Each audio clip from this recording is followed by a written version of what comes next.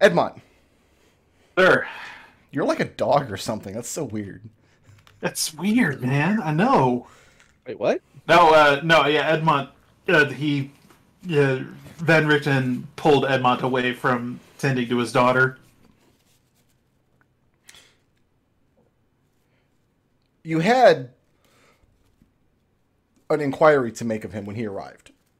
Yeah, So what's the nature and of nobody's that? around, and nobody's about when it's just the two of us. You out guys in the are standing out graveyard, right? into that in the old cemetery nearby.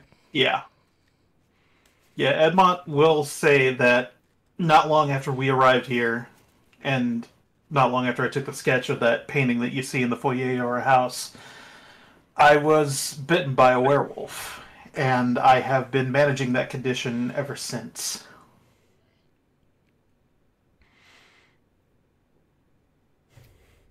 How have you been managing it? We have a cell underneath our house that has no physical access to it unless my brother makes it so. He asks you to take him there. Wait, no, he wouldn't. Hold on. You mean you can't get to it? It's sealed up. Yeah, Well, how much detail did you give him on the cell? Let's put it that way. Edmont will It's describe everything that the process of locking him in there and all the change of constraints and stuff. Edmont will keep no secrets on that because he's very mad about it. It was mostly your idea. I know it was mostly his idea, but it's still a sore subject for him. He commends you because to his ears this sounds like an excellent system that you and your family have devised, and he advises you to continue using the cell when you know that the full moon is approaching.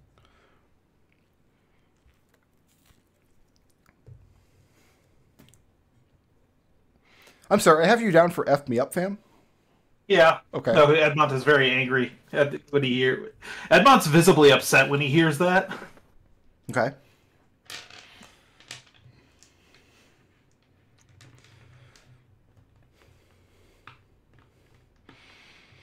And then he transitions the conversation back to asking about particularly the old cemetery and the old buildings and things.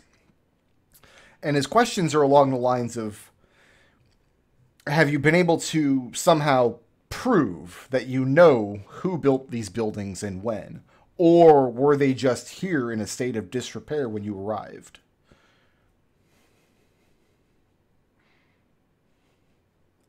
I will say that there's no written record, if that's what you mean. The only thing that I can think of that might be would be a vision that my brother had during when we were investigating the mirror, and I'm pretty sure if he's already had this conversation with Victor, then yeah, he'd probably already know about the mirror kind of situation. Well, Victor declined to tell me much about the mirror. What do you know about it? Oh, that it imprisoned some powerful mental being, tried to force me to attack my allies, to harm my family. And Victor has killed this creature, is what I've been told. A lot of us working together killed the creature. In fact, I think my brother's fire did most of the work, although I set it up for it. I gave him his shot. And Edmont goes. Will actually at that point Edmont will go for the blow by blow and actually show. Yeah, no, I took a. I went into. He'll go for the blow by blow and tell him how he took down this illithid creature. Okay.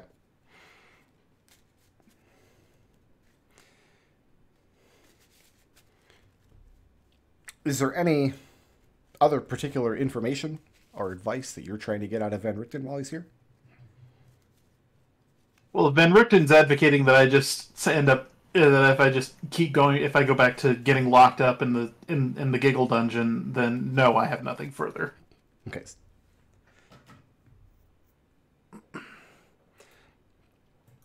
Evie, That's me. where are you when Van Richten flags you down? Probably out here in the gardens. Okay.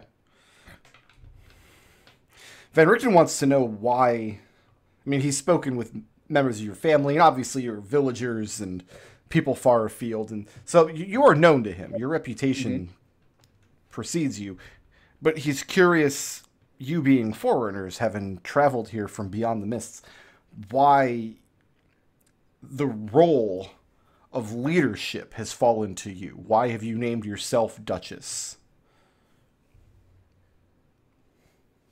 It's a complicated question, but the most obvious answer is I'm the highest born among us. It sounds like it's a very straightforward question.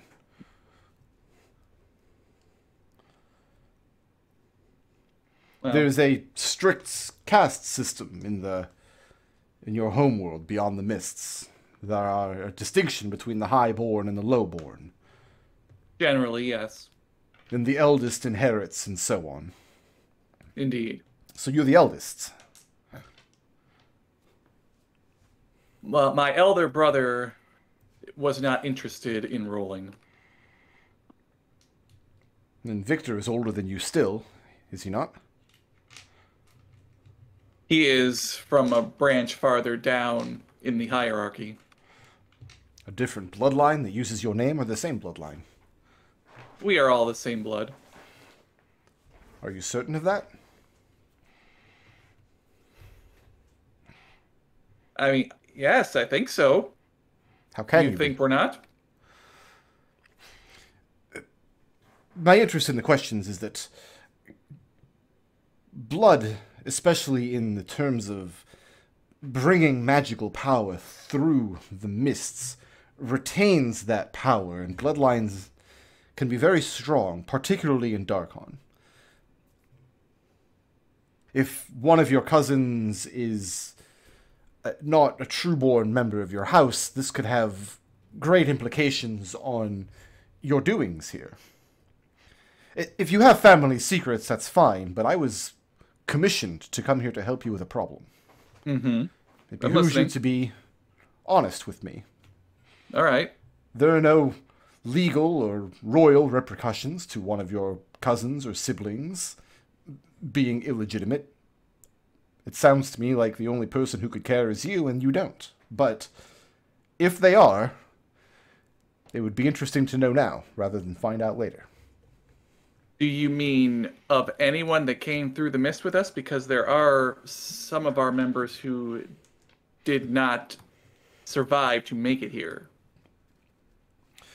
He says he's spoken a little bit with Abernathy last night and with Trieste this morning. So he's aware that the Ambersons are a separate house in nobility. His understanding is that their house was positioned higher than yours in the structure back in the Republic. Which, technically not true, but you could understand why one of them would say that. Yeah. I mean, we were both speakers, so from her point of view, we're probably more like equals.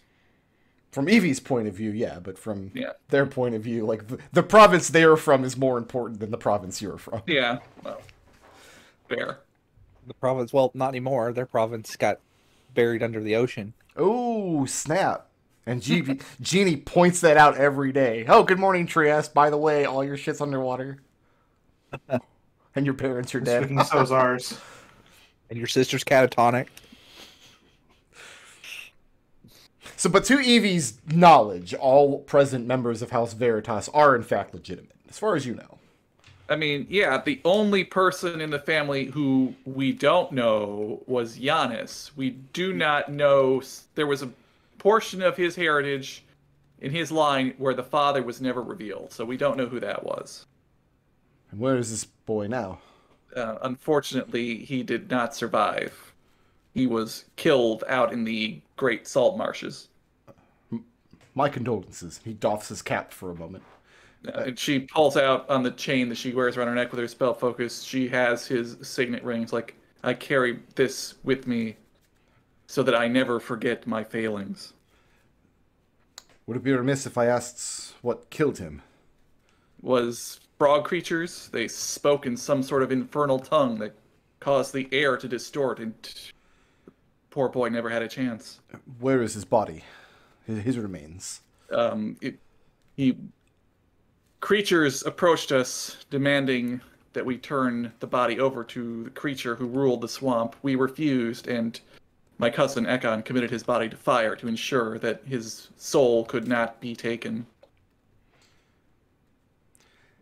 Have there been other deaths amongst the primary company after your arrival? Our eldest cousin, Denny, who was intended to be the heir at the house, he was killed by villagers who seemed to go mad. Here in Silverbow? No, this was elsewhere, a village called McGreer's. He shakes his head for a moment. It's not known to me. No. Before he died, he seemed to be succumbing to some sort of madness. I fear that this land has terrible influence over people that come here. To that end, he begins asking you some other questions about your experience and whatnot. Make me an insight check. Sure.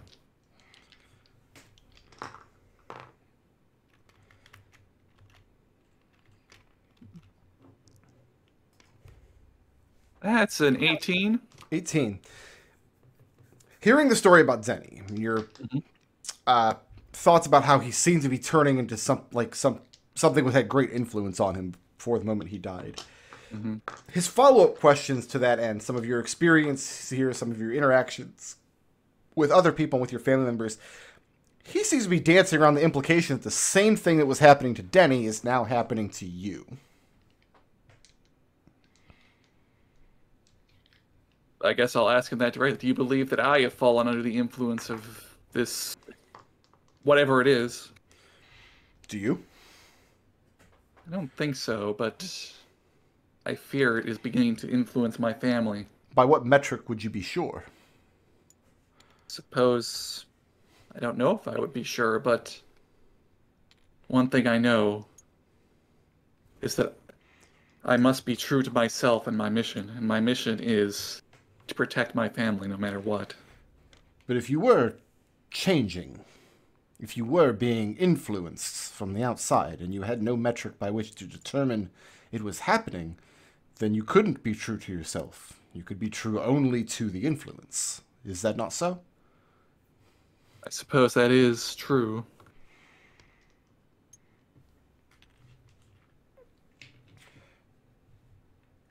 Is there any particular inquiry or information that you're trying to get out of Van Richten over the course of the conversation? She inquires about the relationship between Aslan Rex and Strahd von Zarovich. To that end, there is quite a lot of history. So I've heard. In fact, he recommends the novel, I, Strahd, The War with Aslan. All right, so I guess I'll simplify. Like, if Strahd von Zarovich wanted to harm Aslan Rex, what would he do, and what outcome would he seek? He could not. And he goes into some detail, broad detail, about how he knows, or he's been able to confirm, that when Aslan arrived in the Land of the Mists, he did not arrive in Darkon. He arrived in Barovia, and was for a time a guest at Castle Ravenloft. That he and Strahd, for centuries, worked in tangent to seek a way out of the Mists, but eventually Aslan was granted his own realm within them instead. For a century after that, there was open warfare back and forth, but because neither were able to pass through the Mists themselves, the war was always fought to a stalemate. That doesn't mean the war has ever ended. He believes that Strahd believes that he can cause harm to come to Aslan, that he can still win the war. But he doesn't believe it's true. He doesn't think Strahd has that capability.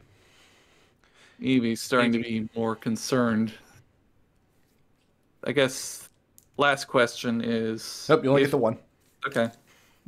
I like the idea that Strahd is like real fiction in universe. Just... It's kind of treated that way in the book, because the framing device in the book is that Van Richten finds the diary in like an old bookshop, like it's centuries old. And like he and the bookseller are studying it and trying to determine whether it's authentic. So it's kind of the role in universe as well. That's funny. Man, Richard, these are some catty bitches. Oh, they are such catty bitches, the whole book. It's so funny. I need to read it then. It's a good read. Both books are okay reads, but the second one, if you like the idea of them being catty bitches, it's... I'll read it after the campaign's over. How about that? Genie. Yeah. Where are you? And Van Richten flags you down. My workshop, where I told him I would be waiting for him this morning. Okay. He's not there in the morning. Or maybe a very, very late morning, after he's had a chance to speak with the other people he wanted to talk with. So you're conducting all these interviews in the same day? Oh yeah, over the course of a couple hours in the morning. All right.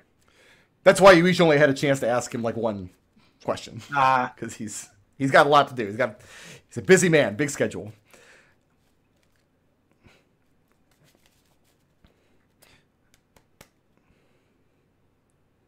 I've had a chance to speak with most of your family members this morning. Very charming people. Would that we had more of a chance to get to know one another on the train.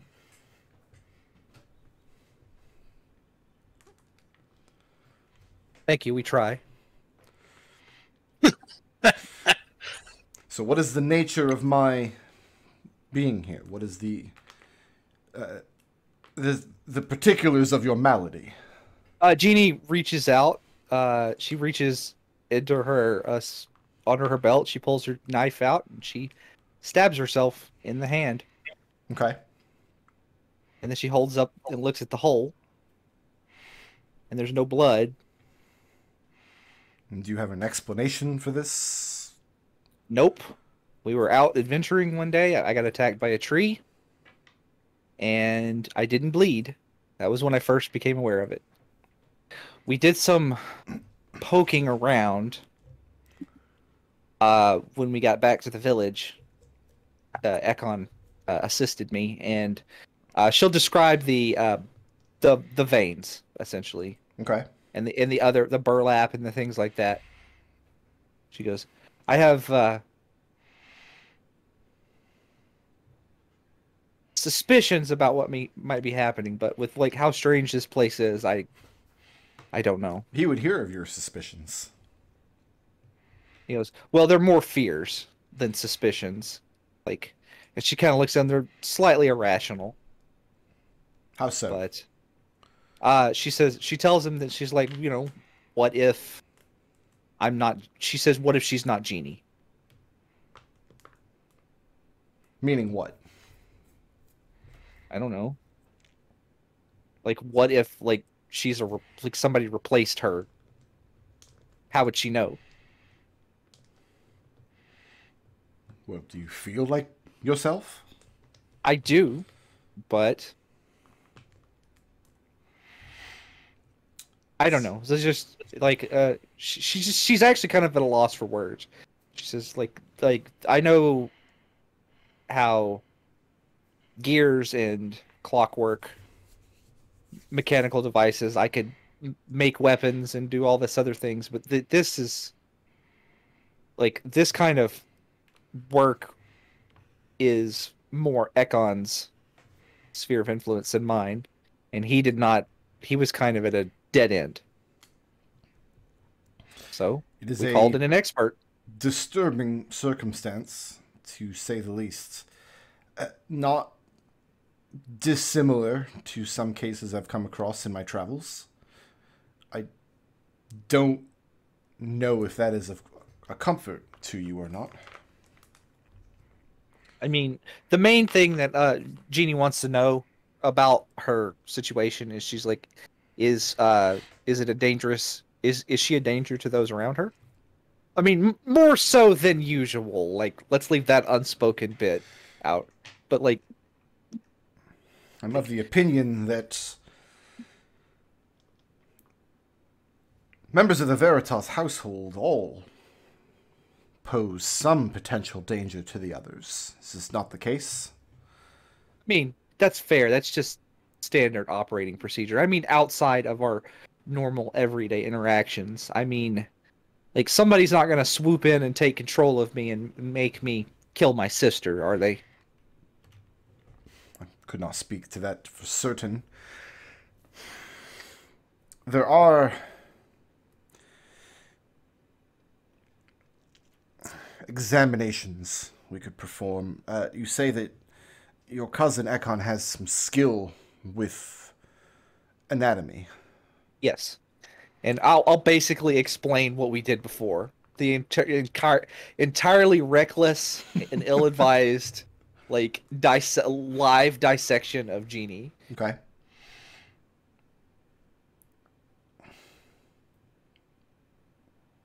So, yeah, like, if that's what you want to do, I can get Ekon. He's basically the only one that knows about this. I haven't told anyone else. I want to perform an experiment. Consenting to this experiment is not a small matter. I'm going to be removing a part of your body. What part? Could be any part. A finger, a toe, an earlobe. Oh. You can take my pinky toe. That's fine. I don't need it. She's like, I've got 4 of them. Yeah. He tells you that the instrument he will use is a sort of one of his Slayer's tools. The idea being that this particular device is meant to remove body parts, not to mince words, in such a way that they cannot be regained. Okay. The purpose of this device, he explains in very clinical language, is, for example, if you had contracted a curse or a disease that was causing bizarre mutations, things to grow where they shouldn't, this particular device can be used to safely remove those. The experiment he wants to perform is to rule out a variety of, as you put it, replacements.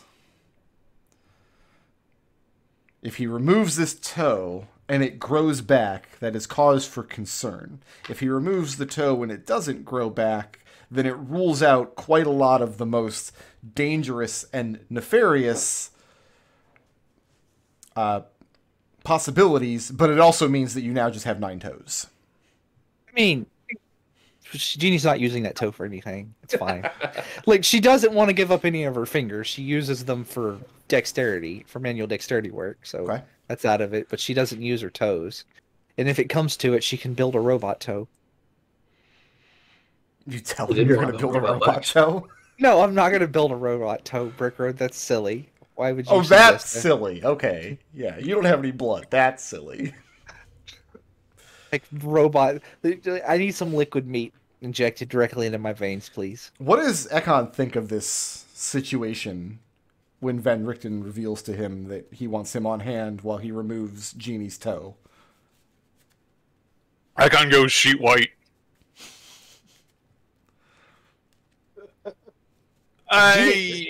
Jeannie looks at him and says, "Come on, you've literally sliced me open from chest to, across the sternum."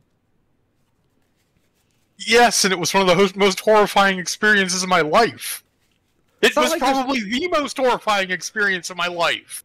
It's Wait. not like I'm going to be bleeding everywhere. And you're just made of meat! Well, that's what the experiment is to find out, if I'm made of meat. You're definitely made of meat. We're all made of meat. Ekon. I snap my fingers. Okay, I'll be on hand. All right. On the plus side, there's not going to be much cleanup. I don't. Did we ever get any diamond dust? I think that's up to you. For what purpose? In case I need to cast Greater Restoration. What's the... Does it give cost on that in the PHP? I think it's 500? If you've got 500 gold to spare, I'll let you consume it now to have some on hand if you want it. That's fine with me. Yeah, I think that's a good precaution. You know, as long as no one objects to me spending 500 gold pieces. Do We we, don't have have- 500 gold? We have 900 after Van Richten's consultation fee. We have 960 gold, plus 300 gold in gems, plus Unless no one various objects. I have other no like objection. Yeah, go ahead and spend it. You can have some diamond dust on hand. Okay. Yeah, because Seems we're like a good probably going to precaution. need that sooner or later. I mean, this seems like the kind of thing Van Richten would be kicking around. A greater restoration is only 100. Oh, nice. Okay. Might be resurrection is 500 or resto. Yeah. Okay, 500 sounded like too much for restoration. Okay, I'll spend 100 then. The device that he's talking about is little more than a long, curved bladed knife. One end of the knife is smooth, wickedly sharp on the outward curve. Along the inward curve, you can see it's serrated in many places. And he covers the knife copiously with an oiled rag to the point where you can see the brown residue of the oil dripping from it. Genie will be asking like constant questions, like is the effect from the knife or is it from the oil you placed? Both.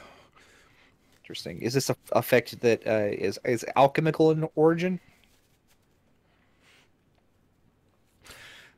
He tells you that you're paying him to perform the service, not to disclose the secrets. Genie looks a little sad. She's like, "Oh, sorry. I just like knowing things." So here's what's going to happen. He's going to carve your toe off like you're a Thanksgiving turkey. And if it grows back, that's bad news. Uh-huh. Ekon, your role is on hand is after he removes the appendage, you're on hand to cauterize the wound. Okay. Ekon, give me a medicine check. And Genie, give me a constitution saving throw. So I'm pretty sure I would have gone ahead and cast Enhance Ability Wisdom before this. Yeah, that's fine. Obviously, if I'm going to be doing medicine. Good thing that brings it all the way up to 13. Okay. 18. 18? Yep. Genie, fair to say that you've been like stabbed, slashed, burned, shot. It's like you've Blown up. fallen off a cliff, bitten, thrown, slightly crushed. I forget if you've been drowned. Level 11 D&D character, you've taken a lot of damage. The pain of this device is blinding. Even if it's just in your foot, but you feel the shock of it run up the length of your leg, and it hits your central nervous system, and your whole body goes stock still for a moment. And you're just on the brink of blacking out when you manage to start pulling it back. Van Richten drops the toe into a jar that he has prepared with a preservative solution. Fixes a lid to the wax of the jar, twists it into place, wraps it together with a cloth, pulls it taut. A little light. Yeah, go ahead. Sets it on the counter next to you. A little lightheaded. Genie, like, just a little, like, airy and out of breath and lightheaded. She goes, "So how long do we got to watch before the toe potentially grows back?" And then Ekon steps in with the heat to apply to the wound.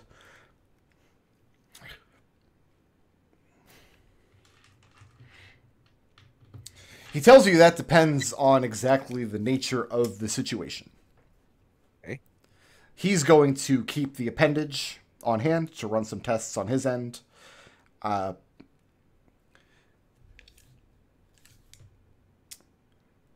he'll have follow-up questions tomorrow morning. Okay. That has to be the most painful thing I've ever done in my entire life. And Ekon literally cut me open cut open my sternum. Ekon. Mm-hmm. As Jeannie's laying there recovering, Van Richten pulls you aside. So I'm concerned about your brother's condition. You're aware. Yeah, we all are.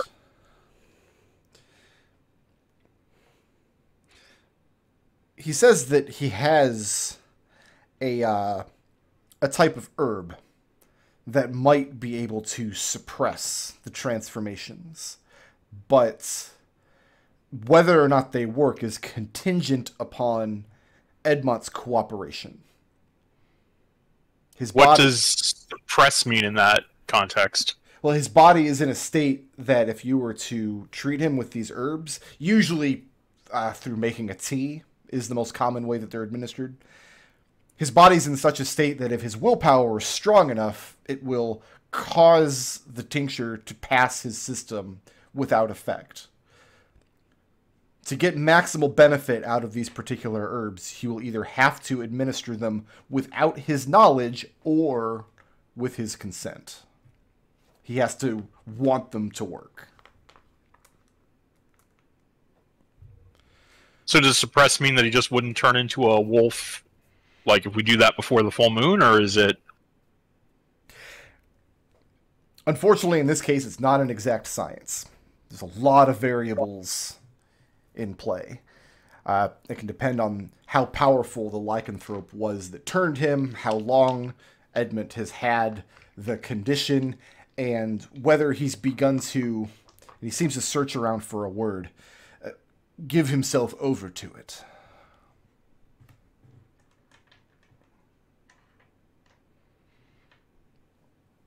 My general opinion would be to ask him to do it willingly. I know he's recently had some issues with that, with going into the shelter.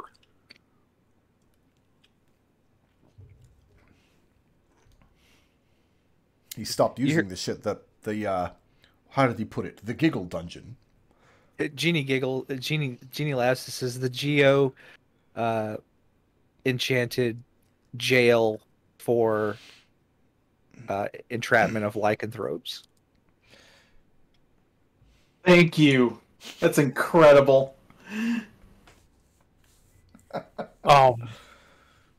Yeah, this month he just went out into the wilderness and came back a few days later, which is the same thing he did the first month, actually. The possibility exists that a man of Edmont's stature could become master of the affliction. In my experience and in my professional opinion, it is a remote possibility.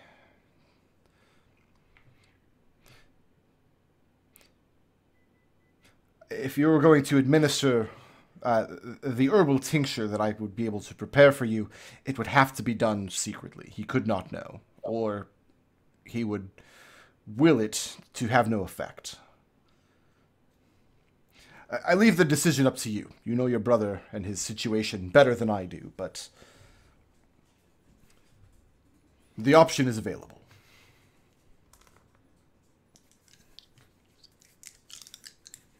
And with that, he picks up Jeannie's toe and turns to leave the room. Oh, Sir Van Richten, before you or Dr. Van Richten, before you go, did the she's basically going to ask if the Aberneth, if Trieste had a chance to ask about the fungus and where we might procure some. He tells you that he's only had a few moments to spend with Donique himself. Trieste has made him aware of her condition.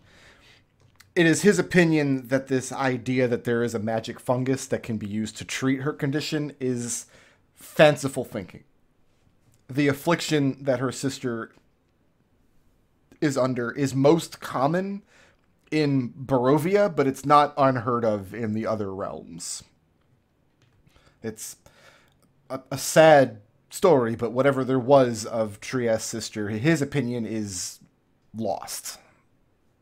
I mean, she's still in there. We've spoken to her. She's just not where she thinks she is.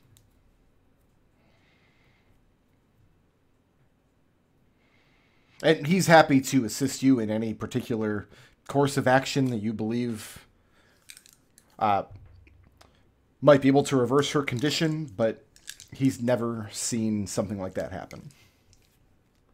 Right, Jeannie says, well, right now I'm going to go throw up and then go to bed. And she does that. She throws up right there and then goes to bed. Okay. Does anybody else have anything for the rest of the day? No.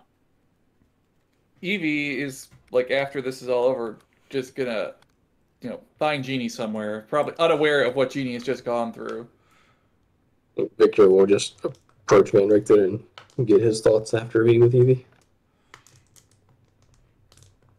Well, Van Richten's going to retire to his wheelhouse and work. Are you going to interrupt his work? He'll see if Van Richten wants to have dinner with him. He'll take a moment to have a conversation, dinner with you, but he's got a lot to do. And That's fine. He's playing with Jeannie's toe.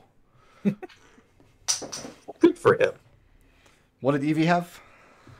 She's just gonna go to Jeannie and she'd be like, Jeannie, I trust you. Be honest with me. The madness that took Denny, do you think that's happening to me? No. Like, Jeannie's in bed and she looks pretty rough. Oh. Jeannie gets all the ice cream she wants. Yeah. To magically make ice cream. Like, Jeannie has the frostbite spell just to make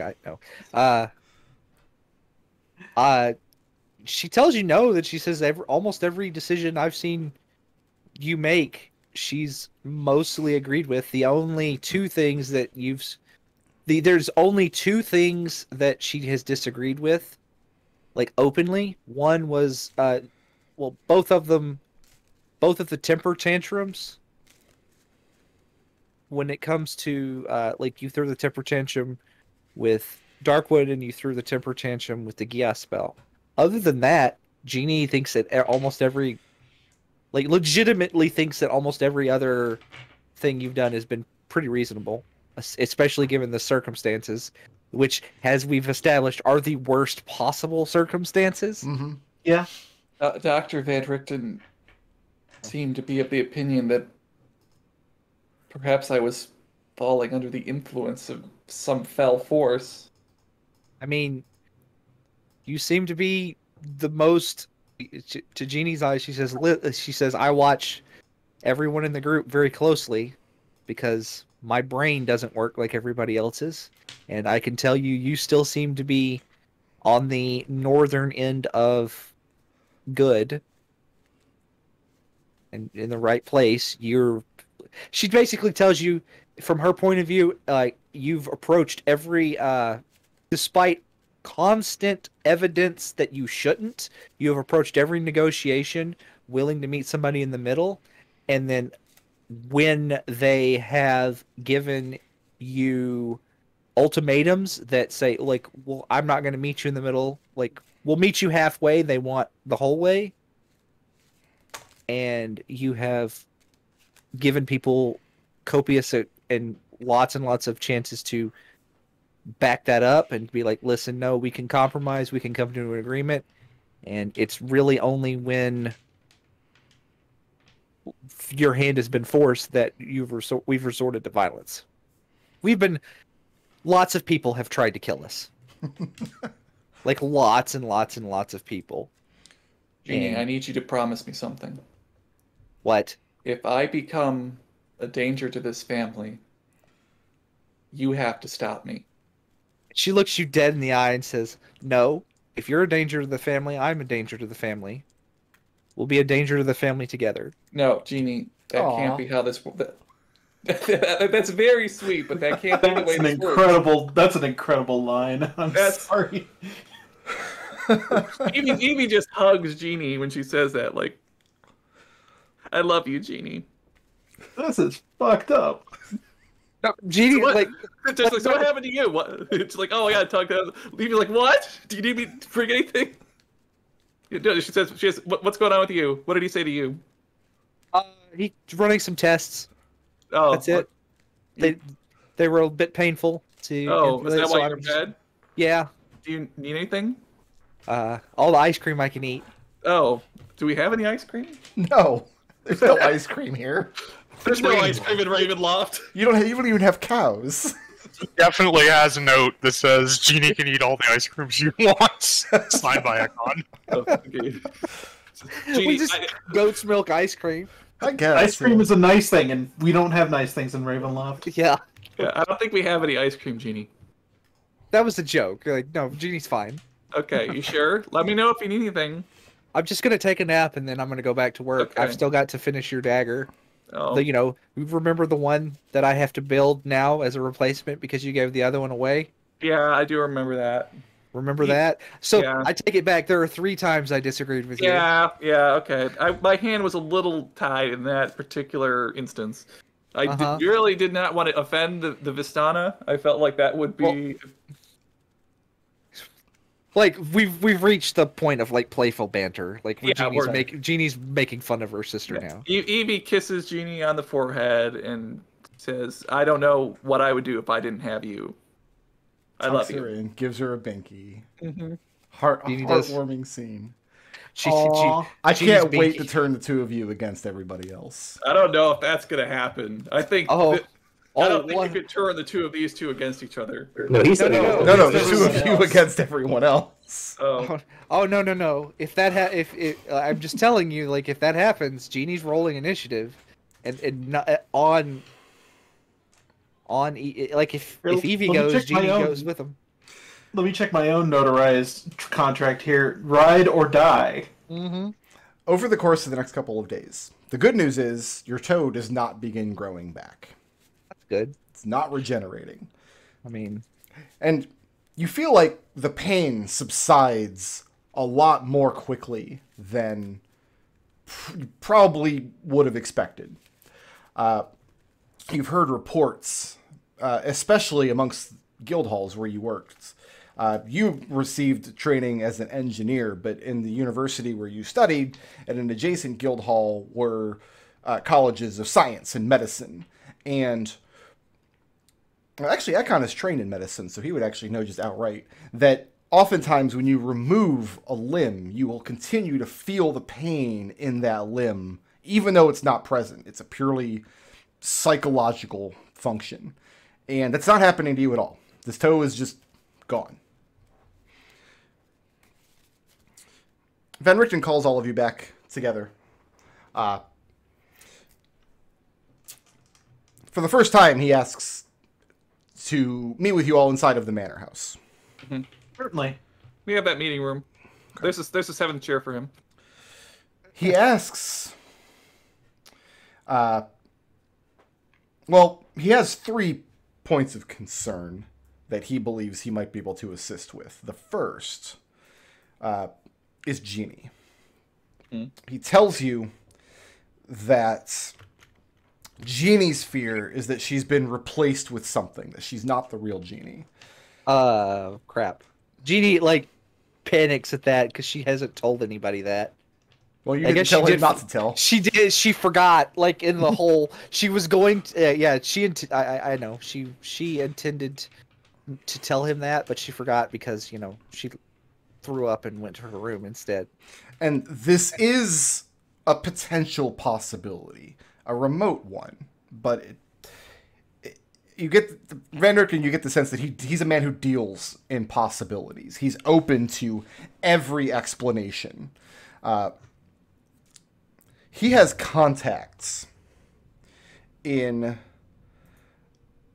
one of the largest cities in Lamordia. I have a beautiful map of this city here. He doesn't actually have a map to share with you, but I found this map on the interwebs, and I quite like it. So I'm going to share it with you now. This is the city of Ludendorff in Lamordia.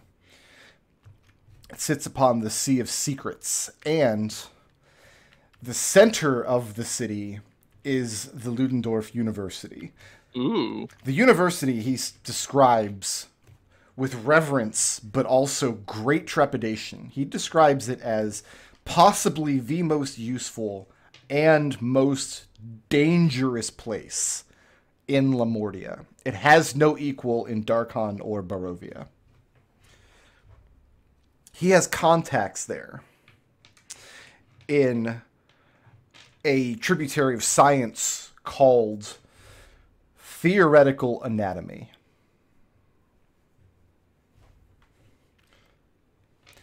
He believes the structure of Jeannie's body has changed somehow.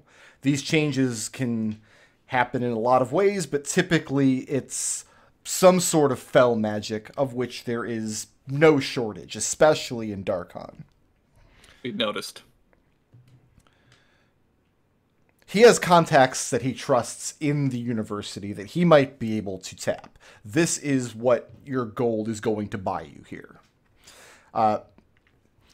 He offers to meet you in Ludendorff at a time of your choosing at some point in the future to travel there with the goal of finding out if there's treatment for Jeannie's ailment. He points out that as far as anybody knows, and as far as his expertise takes him, that Jeannie seems fine. She can function. She hasn't lost any skills or memories or abilities. She seems to remain in control of herself. There's not a puppet master of any kind. And that there are advantages to her particular malady, some of which you've experienced. I mean, I suppose if we ever run into a vampire, I'll be the guy, but he wants to caution you, though, because it is the nature of foreigners, meaning no disrespect, of course, but it is the nature of foreigners when they hear of a place like Ludendorff to leap to conclusions. In the place where you're from, this land, Fernisco, is that correct? Yes. In the place you're from, there are collections of books. My understanding is the centers of learning in your realm are centers of religion. there are universities. Shared knowledge is a tenet of our religion. Yeah. He cautions you that such places in the realms of mists, like Lamortia and Darkon, cannot contain answers. You will not be drawing upon a wellspring of knowledge which can point you towards particular goals or conclusions. To put a very fine point on it, you won't find there the knowledge of how to return to where you came from. But if you look, you will find something. I'm not sure if I'm making any sense, but I don't know if I can more clearly state the danger. Basically, if we go looking for something we want to find, we'll find something we don't want to find. Correct? Or something that's not good to necessarily to know. How do we get there? He's able to arrange travel for you if you choose to go to Ludendorff. This sounds like exactly the kind of place that we've been looking for. Well, of course, which is why it's going to be a terrible idea to go, and we're going to go anyway. What? You're doing it again, Victor. I'm just saying, when something like this falls into your lap, clearly it's going to work out poorly. Well, That Van doesn't mean Herten they're points not out gonna that get this it has done. not fallen into your lap. This is specifically what you've asked him for. You guys reached out for him for this explicit purpose. This is how he's able to help. Yeah, please forgive our cousin. He likes to speak in cryptic and vaguely threatening terms. It is a mental illness that we are working through. It has been very hard on our family. It's been very hard on our family, but we are doing our best. Perhaps he could become an experiment for the Center of Mystical Psychology at the University of Ludendorff. Put his brain in a jar. He describes the city as like nothing you've ever seen. And he starts to describe the sorts of machinery, some of which you will have remembered from the Republic. Great factories with smokestacks and gas-powered lamps throughout the town. It's the largest city that he's aware of, and this is where he thinks you can find answers for Jeannie's malady. And it's in Darkon? No, it's in Lamortia. Oh. You will be Are we leaving familiar with Darkon that to one? travel there. Are we familiar with that realm? I think you've heard the name once or twice in passing. I don't know that you've met Yeah. anybody who's been there. This is not just. I'm not super up to on. This is not the one where Gladness. Pladen is. No, that is Falkovnia, I believe. So Sounds- Lamortia has its own language? It does. Okay. And we don't know anyone who can teach it to me. I could pick it up. Well, he asks if you guys. I mean, he's done some investigation into your house magic. It's his understanding that you can magically discern languages. We can discern I it, but we can't speak it. We can I can understand speak what to people are anyone. saying. I also still have that free language slot, so I Okay. could pick it up in like 2 weeks. Yeah, if you have a free language slot and you want to spend the time, you can pick up Lamortian. Yeah. Don't forget. If Van Rich has like a primer or something, I can get close enough to be able to talk to people, and I can pick up the fluency once I'm there. Okay. Don't forget that Evie also. You changed one of her things to where she can just pick it up. Well, I quicker. pick up languages more quickly, but there's no one to teach me Lamortian. If you have an empty language slot, I'll let you take Lamortian at this point. Oh, I don't have an empty language slot. I had 2 empty language slots that were replaced with the ability to learn language faster. Oh, That's what you did. that's what I did. This is my fault now.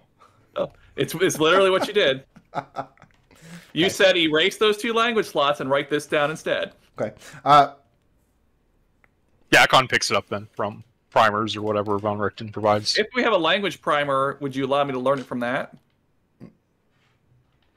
Yeah, as a downtime activity, just like learning another skill. Yeah. So We can yeah, take it. we do have a language primer. Aslan gave us one. I don't know if it's specific. It just says language. I don't know that it's specific to Darkanese. That would probably We have already- just been Darkanese. Well, we already knew Probably just Darkanese by the time Darkanese. we met him. Oh, well. No, This was I 400 didn't, weeks because I ago. just learned it the long way, because I wanted to keep that slot in case we needed something really quick. So Van Richten suggests to maybe invest in spell scrolls to comprehend languages, if that's something you're able to create. If not, he can sell them to you. We have comprehend languages. That's not difficult. It's the we can't speak to people. We can understand them all day. The only 2 of us that could actually speak back would be Hold Ekon. on. Ekon and Victor, but like we don't want. I do not want Evie. I don't want Victor speaking to people. Like, we need to just stop doing that. If Victor's the only person who can talk to these people, that's a bad situation. Van Richten says that being able to understand what is said, but not speak in return,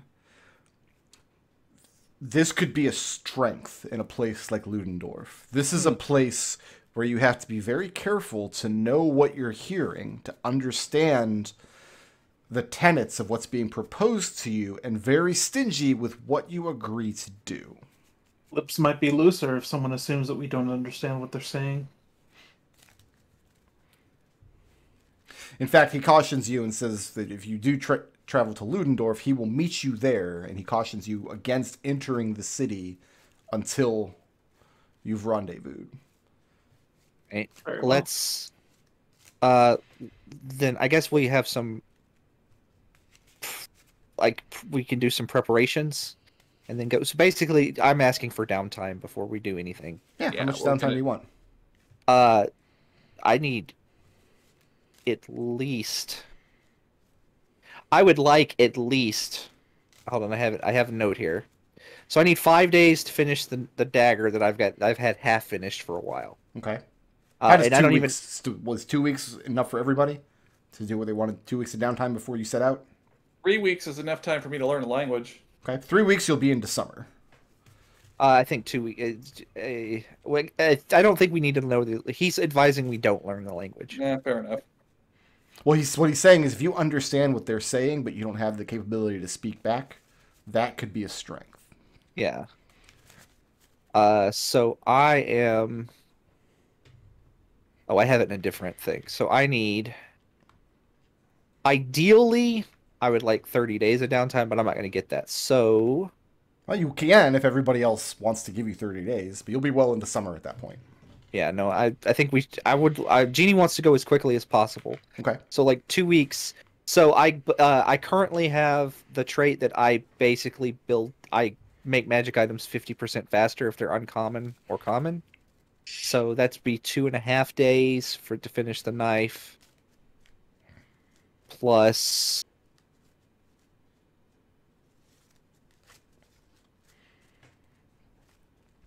So let me ask this of Ekon. Mm-hmm. Do you take Van Richten up on his offer to learn how to make this herbal poultice that you could slip to your brother to try to control his condition? I'll learn it. I'm not necessarily going to do it, but worth having the knowledge. Do you have proficiency with like an herbalism kit? No, I don't have anything like that, Okay. aside from medicine.